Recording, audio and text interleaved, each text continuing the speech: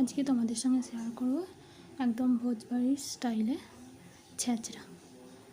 একদম ভোজবাড়ির মতনই খেতে টেস্টি হয়েছিল খেতে। আমি এখানে নিয়েছি সমস্ত রকম সবজি না হবে, আমি এখানে নিয়েছি ঝিঙে, পটল, আলু, কুমড়ো, ডাঁটা, পেঁয়াজ আর রসুন দিয়ে প্রথমে আমি সব সবজিগুলো একটা একটা করে ভালো করে তেলে ফ্রাই করে নেব। তোমরা মনে করলে একবারেও করতে পারো। একটু করে নুন হলুদ দিয়ে ভালো করে তেলে ফ্রাই করে নিচ্ছি। তারপর একটা একটা করে সবজি আমি তুলে নিচ্ছি। আর প্রত্যেকটা সবজি যত তেল দিয়ে ভাজবে না, টেস্টটা তত সুন্দর হবে খেতে। একদিন করে দেখবে, একদম আমরা যেমন ভোজবাড়িতে খেতে যাই সেই একই স্বাদ একদম। এটা অনেকজনের নিরামিষও করতে পারো। আমি এখানে মাছের মাথা দিয়ে করেছি। দেখো আমার সব ভাজা হয়ে গেল। পটল দেখো আবার কুমড়োটা ভেজে নিলাম। কুমড়ো, পটল, আলু তোমরা পুঁই দিতে পারো, বেগুন দিতে পারো। আমি পুঁই বেগুনটা দিই না এখানে। আর অনেক সবজি তোমরা অ্যাড করতে পারো। সব সবজি হয়ে গেলে দেখো আমি আবার ঝিঙেটা ফ্রাই করে নিচ্ছি। ঝিঙে, ডাঁটা, আলু ফ্রাই করে প্রত্যেকটা ইয়েতে একটু করে নুন হলুদ ছিটিয়ে দেবো যাতে এটা কালারটা ভালো আসে। দেখো সব সবজি আমার ভাজা হয়ে গেলো প্রায়। আর ঝিঙে ভেজে তুলে নিলাম। এবার আমি আলুটা ডাঁটা গোটা একবার তেলে নেড়ে নেব। ভালো করে তেলে ভাজলে টেস্টটা আরও ভালো হবে। ডাঁটা গোটা ভেজে নেওয়ার পর আলু গোটাও ভেজে নেব। সব সবজিগুলো ভালো করে ভেজে নেব। তো দেখো তোমরা অবশ্যই আমি বাড়িতে করে দেখো, খেতে একদম ভোজবাড়ির মতনই হবে টেস্টি। দেখবে তোমরা। ডাঁটা কোটা আমার ভাজা হয়ে গেল, ডাঁটা কোটা তুলে নিলাম। এবার আমি আলু কোটা একবার তেলে নেড়ে নেব। তাহলে সব সবজি আমার তেলে ভাজা হয়ে যাবে। হয়ে গেছে।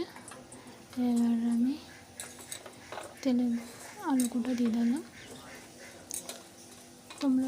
তোমরা আমাদের পাশে থেকো। আমরা এই প্রথম ভিডিও করছি, কেমন হচ্ছে না হচ্ছে জানিও। কী করলে আরও ভালো হবে তোমরা সেটাও অবশ্য বলো, আমরা সেটা করার চেষ্টা করব।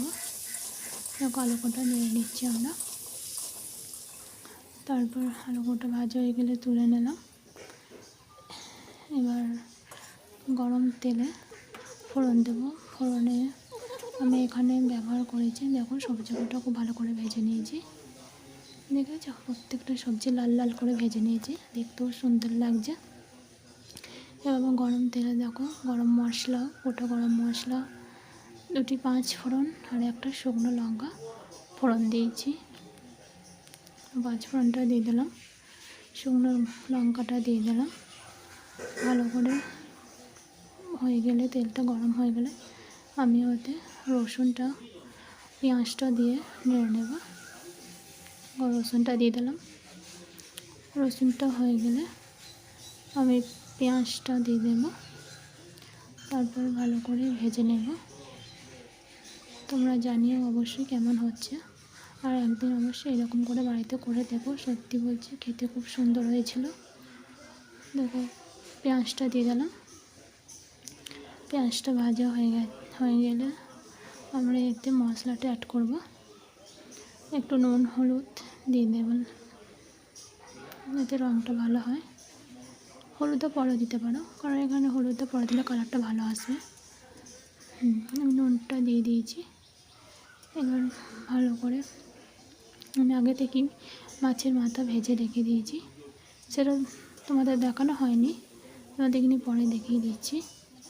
মাছের মাথাটা আমি ভেজে রেখে দিয়েছি আগে থেকে। এরপর দেখো মশলাটা আমার ভাজা হয়ে গিয়েছে। দেখো মাছের মাথাটা আগে থেকে ভেঙে রেখে দিয়েছি, সেই মশলাটা আমি দিয়ে দিলাম। পেঁয়াজটা লাল লাল করে হয়ে যাওয়ার পর এবার আমি ওটা ভালো করে একবার নেড়ে নেব তেলেতে। ভালো করে আমার ভাজাই আছে, তাই একবার পেঁয়াজটা সঙ্গে ভালো করে নেড়ে নেব। দেখো তোমরা দেখো। এরপর মশলাটা অ্যাড করে দেব। কী কী মশলা বাটা আছে বলছি তোমাদের, দাঁড়াও। দেখো আমার সবজি গোটা। আমরা মশলাটা তবে মশলা দিয়েছি তোমার আদা বাটা, জিরে বাটা আর শুকনো লঙ্কা বাটা, বেশি কিছু দিইনি। কেন বলো তো, গরমে একটু তেল মশলা কম খাই ভালো। ভালো করে সব সবজি দিয়ে কষিয়ে নিয়েছি। তেলের ওপর আমি তোমাদের একটা জিনিস স্কিপ করে গেছে, প্রথম ভিডিও করছে তোমাদের ভুল হয়ে গেছে। মশলাটা পেঁয়াজের ওপর দিয়ে দিয়েছিলাম, যেটা তোমাদের হয়তো দেখানো হয়নি।